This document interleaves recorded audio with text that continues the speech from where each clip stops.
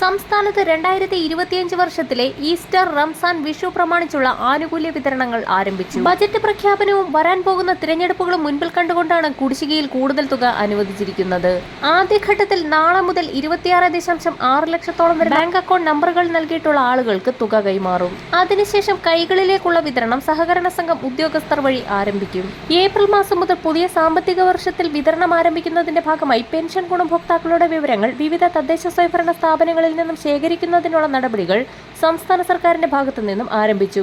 വിവിധ സ്കീമുകളിലായി പെൻഷൻ തുക കൈപ്പറ്റുന്ന 8 ലക്ഷത്തോളം വരുന്ന ആളുകൾക്ക് 200 മുതൽ 500 രൂപ വരെയുള്ള കേന്ദ്രവിഹിതം കൂടി ചേർത്ത് പെൻഷൻ തുക എത്തിച്ചേരും.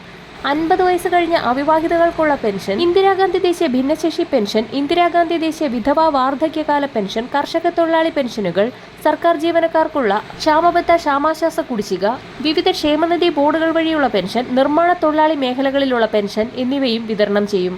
സാമൂഹ്യ സുരക്ഷാ പെൻഷനുകളുടെ അർഹതാ വിതരണം, നടപടിക്രമങ്ങൾ എന്നിവ സംബന്ധിച്ച് വിവിധ ഉത്തരവുകളെല്ലാം ക്രോഡീകരിച്ച് പുതിയൊരു ഉത്തരവ് ഇറക്കിയിട്ടുണ്ട്. മാർച്ച് മാസത്തിലെ പെൻഷൻ തുക വിതരണം വ്യാഴാഴ്ച മുതൽ ആരംഭിക്കാൻ പോകുന്ന സാഹചര്യത്തിലാണ് ഗുണഭോക്താക്കൾക്ക് ആശ്വാസകരമായ മറ്റൊരു അറിയിപ്പ് കൂടി എത്തിയിരിക്കുന്നത്. പെൻഷൻ കുടിശ്ശിക സമയബന്ധിതമായി വിതരണം ചെയ്യുന്നതിന്റെ ഭാഗമായി പുതിയ സാമ്പത്തിക വർഷം ആരംഭിക്കുന്ന ഏപ്രിൽ മുതൽ ഗുണഭോക്താക്കൾക്ക് 3 ഘട്ടങ്ങളിലായി കുടിശ്ശികയുള്ള 4800 രൂപയുടെ വിതരണം കൂടി ആരംഭിക്കുകയാണ്. ഏപ്രിൽ മാസത്തിൽ 14-ന് മുന്നോടിയായി ഗുണഭോക്താക്കൾക്ക് 1600 രൂപ കൂടി എത്തിച്ചേരും. അടുത്ത പ്രധാന അറിയിപ്പ്: സംസ്ഥാനത്തെ എല്ലാ ജില്ലകളിലും സപ്ലൈകോ റംസാൻ ഫെയറുകൾ മാർച്ച് 30 വരെ സംഘടിപ്പിക്കും. തിരുവനന്തപുരത്ത് 25-നും മറ്റ് ജില്ലകളിൽ 26-നുമാണ് റംസാൻ ഫെയറിന് തുടക്കമാവുക. വിഷു, ഈസ്റ്റർ ഫെയർ ഏപ്രിൽ 10 മുതൽ 19 വരെയാണ് സംഘടിപ്പിക്കുക.